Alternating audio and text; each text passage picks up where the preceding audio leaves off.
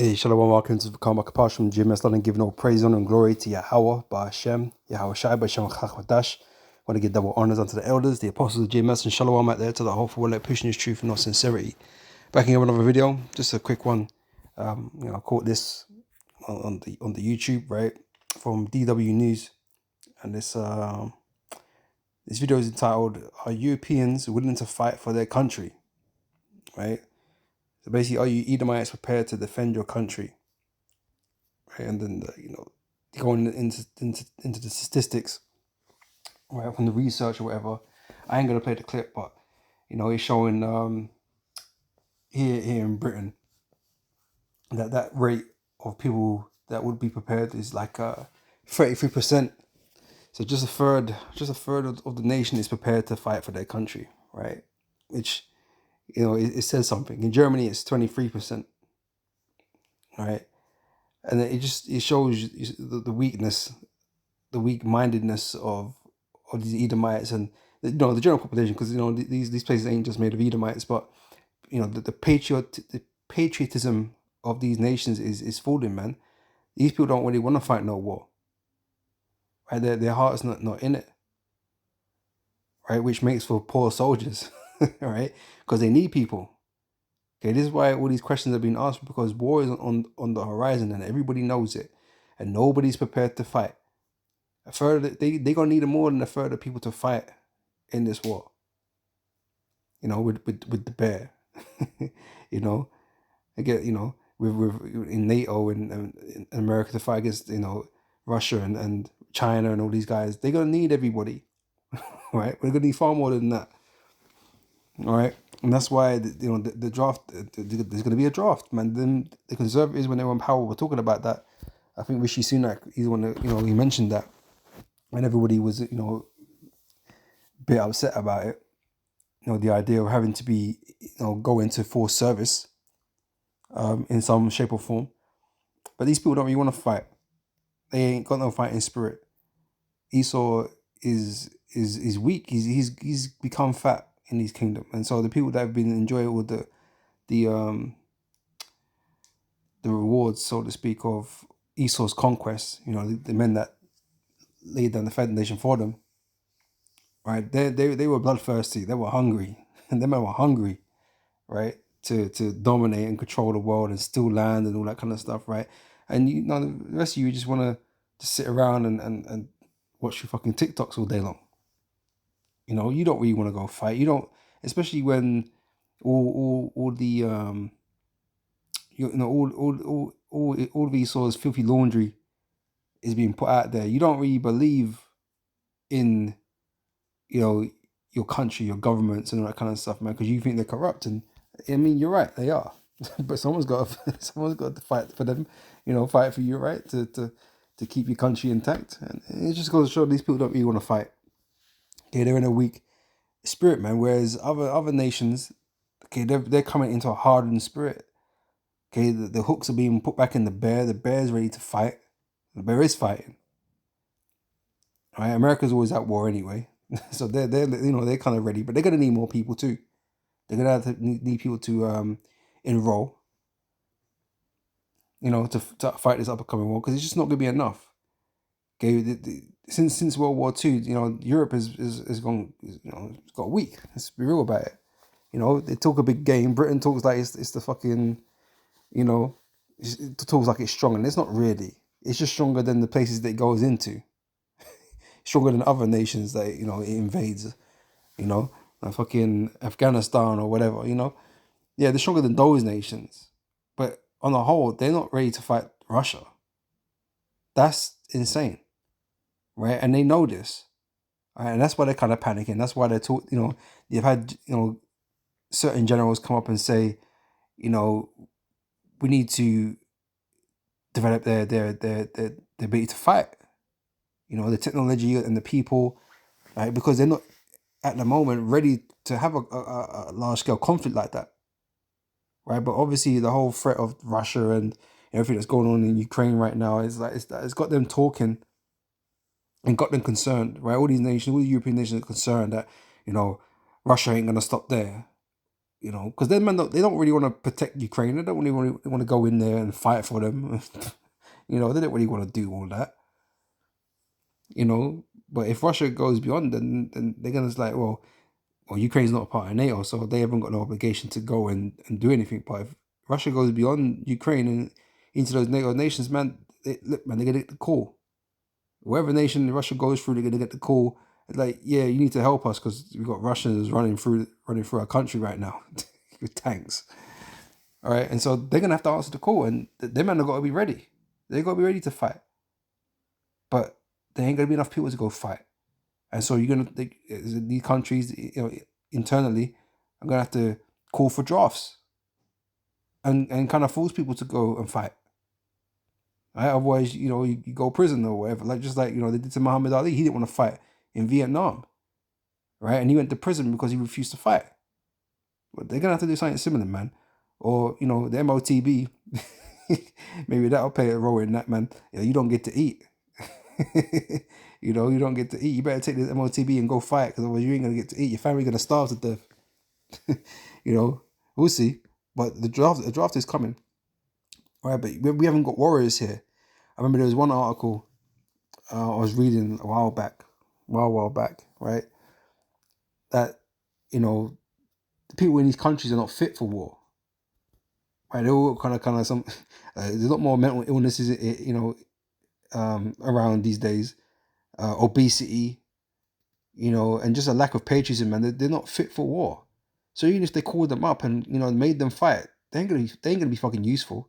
They're gonna be human shields, man, meat shields. You know, just like Pearl Harbor, we'll just throw a man up there just to see if they can break the line. Man are getting slaughtered, you know, getting eviscerated. But this place isn't ready for no war. That's why, not this why, but like it's part of the reason why Esau, he's got to lose his kingdom. He ain't gonna win no fight, and he thinks he's gonna fight the Lord and stuff, bro. It's not possible, bro. You ain't ready for no war like that. And like I said, these heathens are gonna get the upper hand on you, right? America's gonna come crashing down, right? Because it's losing its strength, and people around the world are seeing that. You know, they're not as mighty as they used to be. Okay, the playing field has become more level over time, and like I said, they've not got men that are really down to fight. Right? They don't believe in you know, in America or believe in Britain anymore. There's no one wants to sign up. You know, I hear all the recruitment things on the radio and shit. You know, be the best. we got them army slogans here in the UK. Be the best. You know, all that shit. But them men are desperate.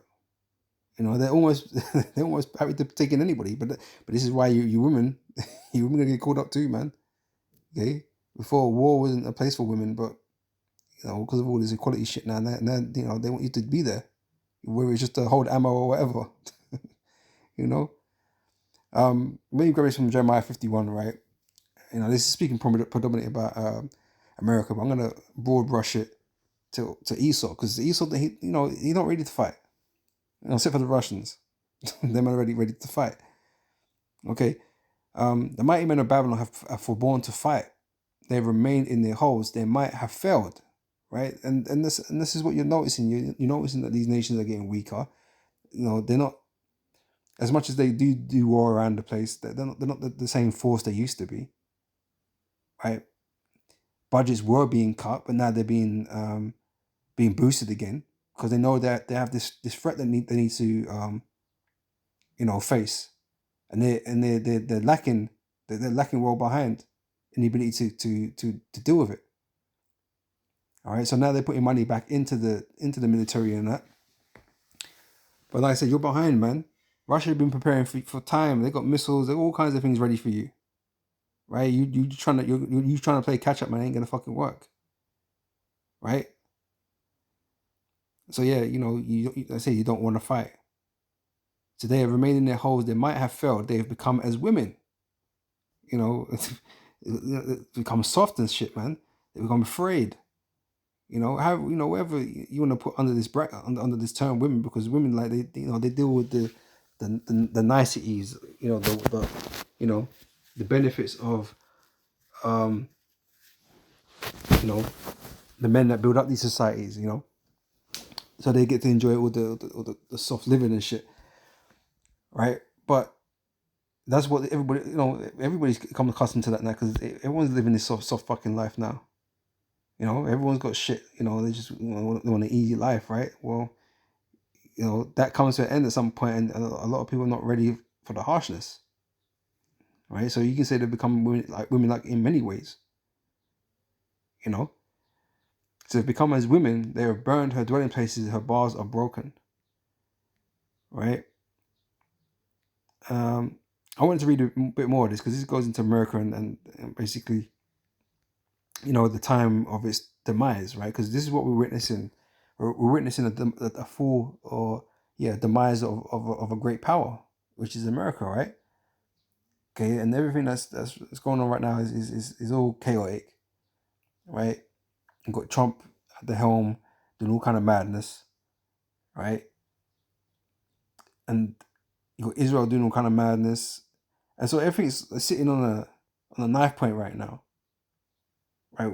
Everyone's wondering where everything's gonna go. There's too much uncertainties going on right now. But literally, we could be dragged into war tomorrow, given everything that's going on, right? Not that we expect it to be tomorrow, but it could be, But these nations are preparing themselves to have this war with America and Israel and NATO, right? This is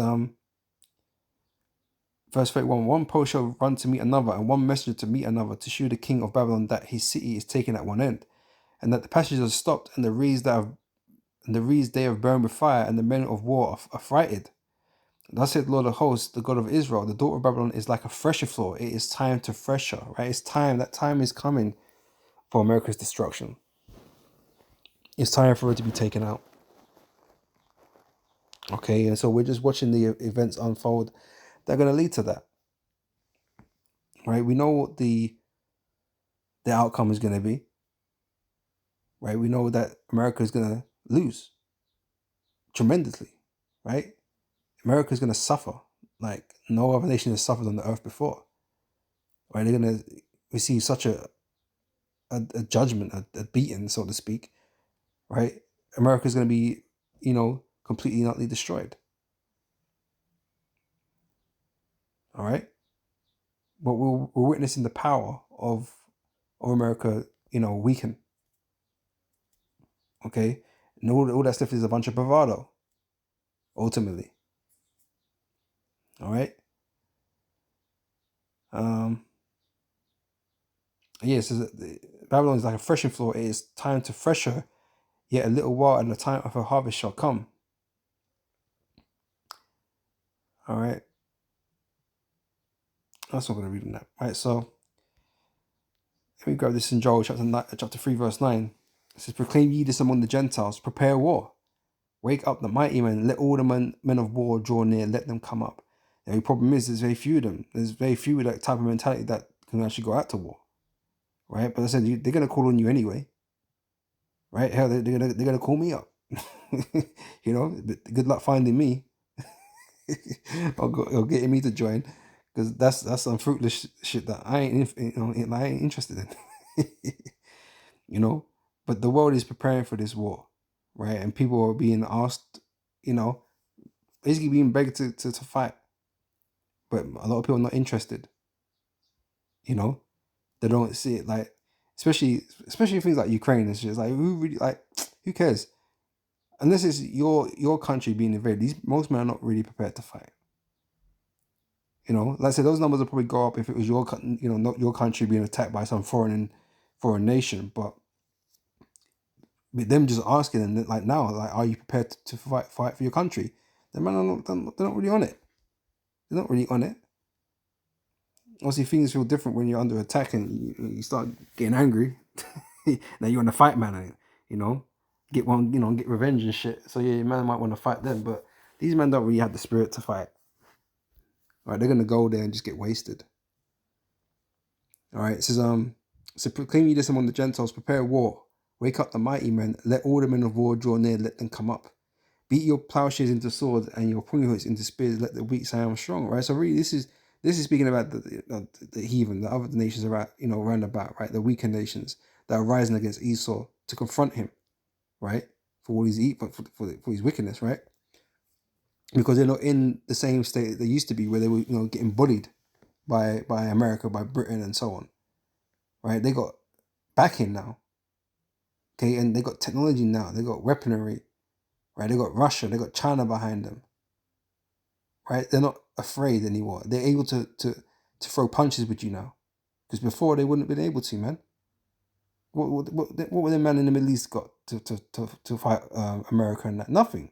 They were getting bombed and all kinds of things, and they weren't really doing shit. But now they can. They're on a certain level now. Some of them got nuclear programs and all that kind of shit. So it's like, yeah, if you want it, come and get it, type thing, right? Assemble yourselves and come, all ye heathen, and gather yourselves together round about. Tiffa calls thy mighty ones to come down, O Lord Yahweh. Let the heathen be wakened and come up to the valley of Jehoshaphat, okay, which is the Yahweh's judgment, right? That's what Jehoshaphat means, Yahweh Shaphat, right? For there will I sit to judge all the heathen round about, right? So he's going to bring you all down to the warfare, okay, which is going to be down there. The bulk of it is going to be down there in the Middle East, all right? So the Lord's going to gather you together, and whether you want to be there or don't want to be there, you're going to be dragged down there, right? For the Lord to judge you all, right? To be destroyed, right? So put you in the sickle, for the harvest is ripe. Come get you down, for the press is full. The fats overflow, for their wickedness is great, right? That, like I said, the threshing floor is ready, right? So multitudes in the valley of decision, for the day of the Lord is near in the valley of decision. All right, so like I said, everyone can see this war on the horizon, and this is what this war is. Okay, this war is ultimately to bring judgment against you heathens, against you Edomites, against against the rest of the world. Right, the Lord's gonna have you fight one another and brutally destroy each other, man. Again, it's all the Lord's doing to fulfill prophecy. All right.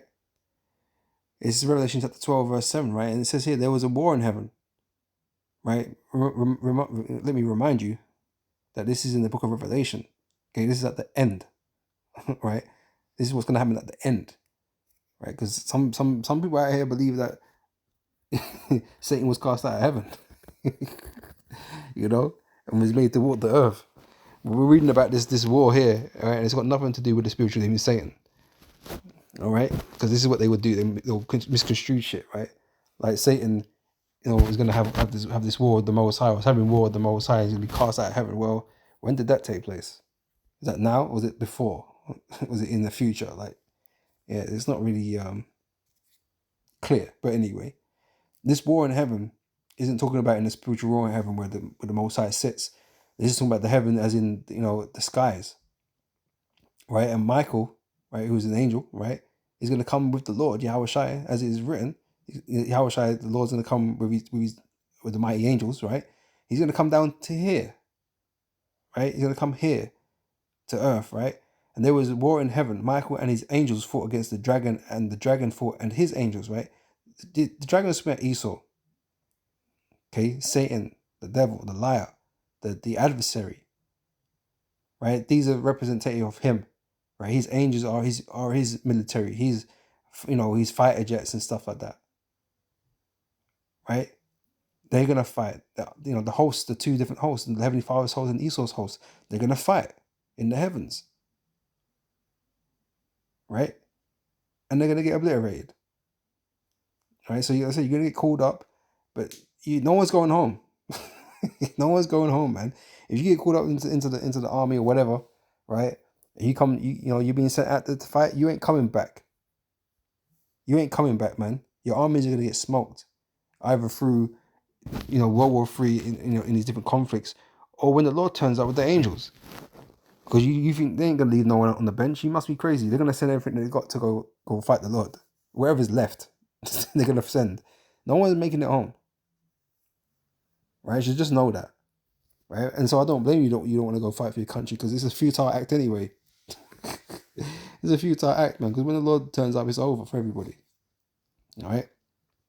In verse 8 it says, and prevailed not, neither was their place found any more in heaven. Right. So they're not ruling the earth anymore. They're not up in higher places anymore, of higher esteem.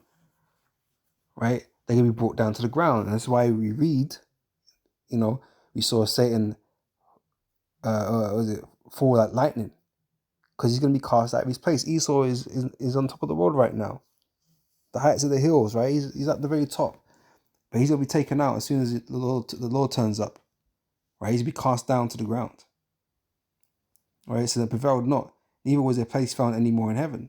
And the great dragon was cast out, that old serpent called the devil and Satan, which deceiveth the whole world. Well, who did it? Who did that? Who's in control of information out here? Who's the one lying to us? These Edomites, man, and their fucking governments and shit, and all these fucking these corporations and stuff, man. Right? All this religion and all this deception comes from Esau. All right. So which deceived the whole world, he was cast out into the earth, and his angels were cast out with him. All right. So that's what that's what you're gonna get called into, into. Okay, and it's gonna go, like I said, it's gonna go well beyond just conventional warfare with nations, man. You're gonna have the Lord and his angels to deal with, and like I said, that it's just not something you're gonna win. Right? This is Zephaniah chapter 3, verse 8. We'll close out with this. It says, therefore wait ye upon me, saith the Lord Yahweh, until the day that I rise up to the prey, for my determination is to gather the nations. Right?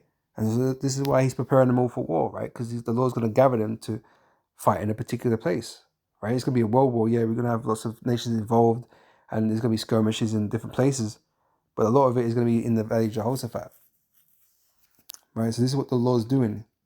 Right? Putting them into like this warlike state, right, to gather them together to fight one another, right? So it's a necessary thing. Okay, if you want to see the end of this kingdom and the beginning of the kingdom of heaven, this is necessary, right? So for my determination is to gather the nations, that I may assemble the kingdoms to pour upon them my indignation, right? So this is for the Lord to vent on man's, to vent on these nations. Right? This is why he's doing it, right? To pour upon them mine indignation, even all my fierce anger, right? For all the earth shall be devoured with the fire of my jealousy. Right? So the Lord's gonna, show them something there, man. Okay, he's gonna show them his wrath. Okay, you're just gonna go there and mangle each other, man. Mash each other up. Okay, and like I said, they're gonna need more people, man. They're gonna be calling for that draft, man. Right, to continue the fight. They'll be calling you in, man. And there's probably gonna be strings attached.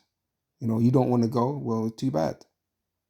You got family and kids. Well, you better go, because your family ain't gonna eat. How are they gonna eat? You better take an MOTB and you better go to war.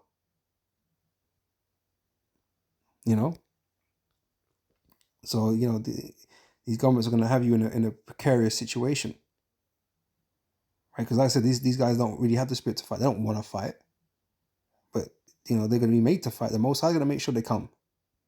No man is gonna be left behind who's meant to be there in the war, right? The Most High got in their judgment, in their lot, that they're gonna go and fight in this war and perish. That's exactly what they're gonna do, regardless of whether they want to or whatever the case may be, right? But Scripture says it speaks about the slain of the Lord being many, man. There's gonna be a lot of death, right? There's gonna be a lot of death, man. All right, so, but yeah, I'm gonna end it there anyway. Lord willing, this has been edifying, and I'll catch you brothers and sisters on the next video. Until next time, I say shalom.